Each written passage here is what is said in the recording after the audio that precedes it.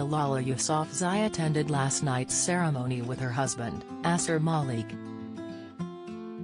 Jimmy Kimmel, pretending to ask questions from members of the public, approached the Nobel Peace Prize winner and asked what some social media users said was an offensive question. At the Oscars, Malala was representing her nominated documentary short Stranger at the Gate. "Your work in human rights and education for women and children is an inspiration," Jimmy said as he reached where the 25-year-old was sitting. "As the youngest Nobel Prize winner in history, I was wondering, do you think Harry Styles spit on Chris Pine? I only talk about peace," she responded after a brief pause. Though she handled the question like a pro, several users were annoyed, saying a question about a silly, fabricated fight between two famous men, directed at such an accomplished woman, was insulting. In the hours after the ceremony, she took to Twitter and, sharing a video of the bizarre exchange, wrote, "Treat people with kindness."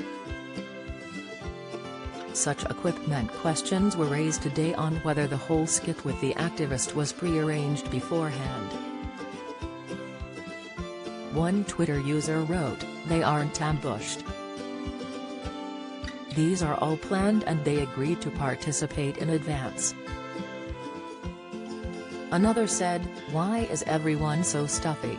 Malala is allowed to have a sense of humor and participate in a light-hearted joke. And I would bet my last dollar that it was all staged and that she agreed to participate beforehand."